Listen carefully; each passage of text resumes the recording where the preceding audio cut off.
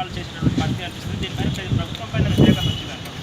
ఇప్పుడు ప్రభుత్వం పైన ఈరోజు చాలా గందరగోళ పరిస్థితుంది. జిల్లాల ఏర్పాటు కానీ, మండలాల ఏర్పాటు కానీ, రెవెన్యూ డివిజన్ ఏర్పాటు కానీ ఈరోజు ఒక గందరగోళ పరిస్థితి ఏర్పడింది రాష్ట్రంలో.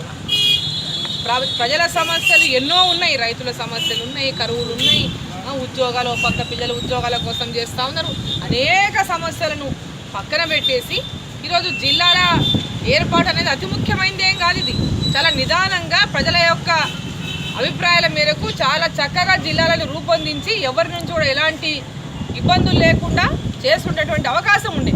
దాన్ని అంతా పక్కన పెట్టి ఈ డిస్టర్బెన్స్ని కావాలని అంటే ఒక ప్రజా సమస్యల నుంచి పక్కదోవ పట్టించడానికి డిస్టర్బెన్స్ని క్రియేట్ చేసింది.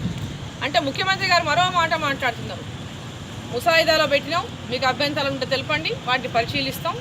కొన్నిసార్లు జరుగుతాయి, దూరం ఉంటాయి, అక్కడ ఉంటాయి, ఇక్కడ ఉంటాయి, అలవాటు అవుతుంది. వాళ్ళకే 4 రోజులకు వాళ్ళే అలవాటు అయిపోతారు. తప్పనప్పుడు అలవాటు అయ్యేది పెద్ద విషయం కాదు. తప్పనప్పుడు ఎవడన్నా ఎక్కడికైనా పోతాడు.